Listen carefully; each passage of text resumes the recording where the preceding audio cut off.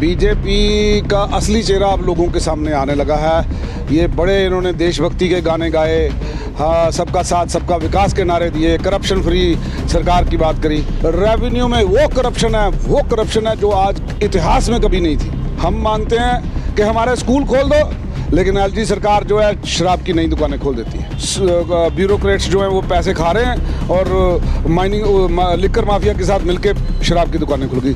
रिश्वतखोरी चली, पैसा मोटा गया, ट्रांसफ़र हुआ, उसके बाद ये सारा कुछ हुआ। और इसमें बीजेपी लीडरों की मिली भगत लगती है, क्योंकि वो एक बार भी इसके खिलाफ खुल के नहीं बोले हैं, क्योंकि ये हमेशा बात को टालते हैं इन्वेस्टिगेशन में डाल के। आप देखें ना किस मुद्दे पे हिंदुस्तान में रिश्वत नहीं खाई गई। अनिल अंबानी की कंपनी डूबी हुई है, उसको राफेल का कॉन्ट्रैक्ट दिया जाता है। जो बैंकक्रप्ट कंपनियां उसको क्यों दिया जाता है? कहीं ना कहीं मनी एक्सचेंज हो रही है। मतलब 17 साल की उम्र में भर्ती होगा और 21 में रिटायर हो जाएगा। ना आगे का रहा ना पीछे का रहा। सरकार ने कहना आपको नौकरी दे दी, बात खत्म। बच्चा एक अभी रो रहा था और वो कहने लगा मैं सुसाइड कर लूँगा। हम सब ने मिलकर उसको काउंसलिंग की कि लड़ना है, मरना नहीं है। टीएस टोनी जो आम आदमी पार्टी के सीनियर नेता हैं हमारे साथ मौजूद हैं। टोनी साहब, ये दावा किया गया है बीजेपी की तरफ से कि वो करप्शन मुक्त जो है वो गवर्नेंस देंगे, लेकिन आपको लगता है कि करप्शन कहीं ना कहीं बहुत ज़्यादा हो गई है जम्मू कश्मीर में? आज काम करवा पाना बिना करप्शन के मुमकिन ही नहीं है। हाल ही में ये कॉर्पोरेटर हैं वो भी मुलविस पाए गए। मैं आपको ये कह दूं कि बीजेपी का असली चेहरा अब लोगों के सामने आने लगा है। ये बड़े इन्होंने देशभक्ति के गाने गाए, हाँ सबका साथ सबका विकास के नारे दिए, करप्शन फ्री सरकार की बात करी, लेकिन हाथी के दांत खाने के और दिखाने के और। जहाँ आप देखें कोई भी ऐसा मुद्दा, कोई भी ऐसा इशू जिसके ऊपर आपको लगता है कि करप्शन नहीं हो रही, रेवेन्यू में वो करप्शन है जो आज इतिहास में कभी नहीं थी।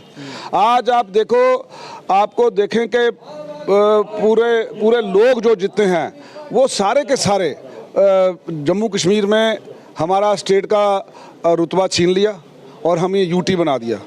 आज की डेट में सुनवाई नहीं है।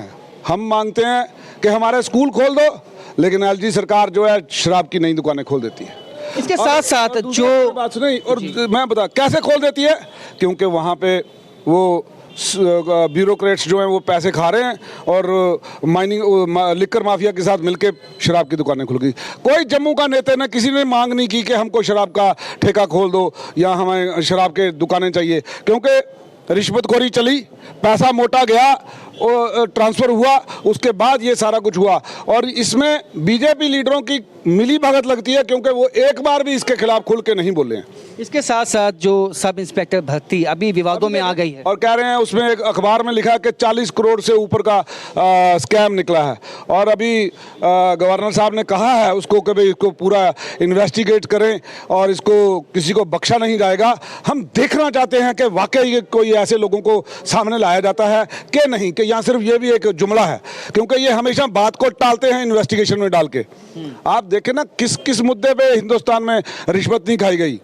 आप देखें डूबी हुई कंपनियों को पैसा दिया गया, वो क्या था? वो रिश्वत थी।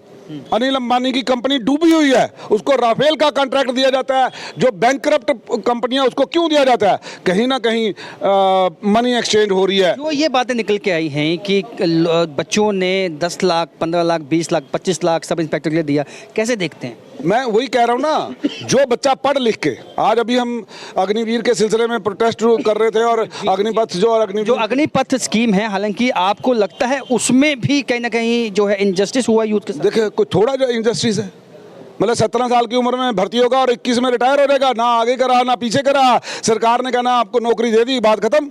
और उसके बाद उसका क्या फ्यूचर है? बच्चा एक अभी रो रहा था और वो कहने लगा मैं सुसाइड कर लूँगा। हम सब ने मिलकर उसको काउंसलिंग की कि लड़ना है, मरना नहीं है। और वीडियो भी है हमारे पास उसका, और वो वायरल भी हो चुका है। आप देखेंगे कि वो पुलिस के अंदर, भर्ती के अंदर जहाँ हम रेस्ट थे वहाँ और रो रहा है, चिल्ला रहा है कि कहता 6वीं क्लास में, 6th क्लास के बाद कहता मैंने दौड़ना शुरू किया, एक सपने से जो है कि मैं देश की सेवा करूँगा। तो ग्रामीण क्षेत्रों में देश के पढ़े लिखे युवाओं को भी आज इसके अलावा, भर्ती होने के अलावा, एक कांस्टेबल की भर्ती के अलावा कोई चारा नहीं रहा। तो ये समझता हूं कि ये देश के नौजवानों के साथ और पूरी हिंदुस्तान की आर्मी के साथ खिलवाड़ किया है।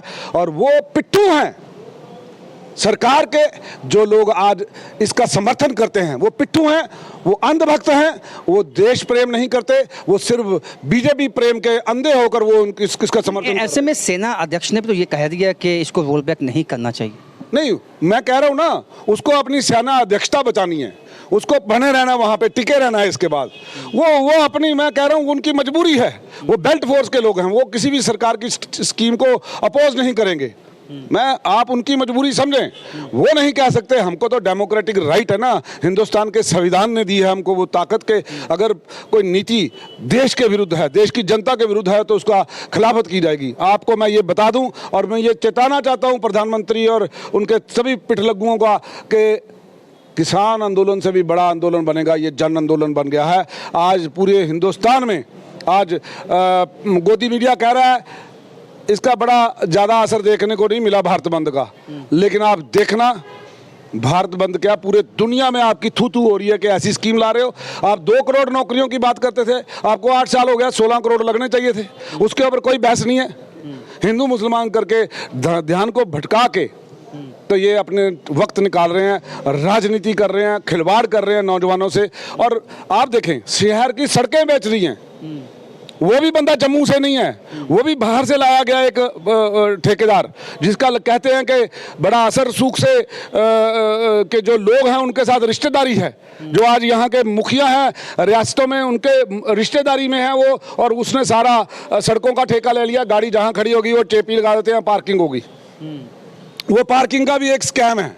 और उसके बाद आप देखें माइनिंग माफिया, आप ये देखें कि एक मोटा पैसा जो है वो सरकारी वकील भी खा रहे हैं, वो सरकारी मशीनरी भी खा रही है। और जो सरकारी वकील बैठे हैं वो सरकार की तरफ से तब बोलेंगे जब सरकार बोलेगी। सरकार उनको बोल रही नहीं है क्योंकि उन्होंने बैन कर रखा है तभी को। तो जो आपका डीसिल्टिंग होती है, आप कैनाल की देखते हैं ना, वो एक नेचुरल प्रोसेस है। तो आपने बीच में जो रिवर बेड है वो ऊंचा हो गया है और उसके किनारों से वो नीचे हो गई है तभी। तो इसका जब भी फ्लड आएगा, जो बैंक्स के साथ जो उसके किनारों के साथ गांव लगते हैं वो एकदम बाढ़ की चपेट में आएंगे और ये सरकार लोगों को मरते हुए देखेगी। और मैं आज चीफ जस्टिस से भी अपील करना चाहता हूं कि सो मोटो संज्ञान लें इसका। ये पूरी माइनिंग डिपार्टमेंट माइनिंग माफिया से मिली हुई है।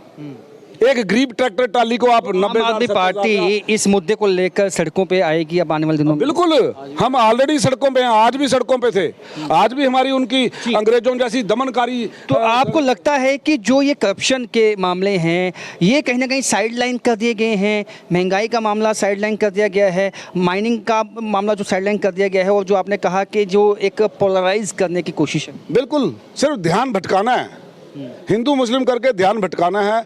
और जो असली मुद्दे हैं उनके ऊपर डिस्कशन ना हो, उसके ऊपर बहस ना हो। ये अग्निवीर भी उनको मालूम था, इसका ये अग्निपथ जो स्कीम है, अग्निवीर जो होगा, ये भी एक इसी मुद्दे से किया गया कि भटकाना है। और लोग तो ये कह रहे हैं इसमें सिर्फ आरएसएस के लोगों को भर्ती करना है और एक ट्रेनिंग दे के तो शायद उनको बाहर लाना कि ताकि वो हथियार रख सकें, ये उनके लिए स्कीम बनाई गई है। ऐसा भी मार्केट में एक चर्चा है। तो आज देखें देश में वो बाकी माइनॉरिटीज़ डर रही हैं कि वो जब ट्रेनिंग करके वो आरएसएस के लोग आ जाएंगे तो ये कहीं सिविल वार की तरफ ना चल पड़े। तो ये देश जो है आज बहुत बड़े संकट में है।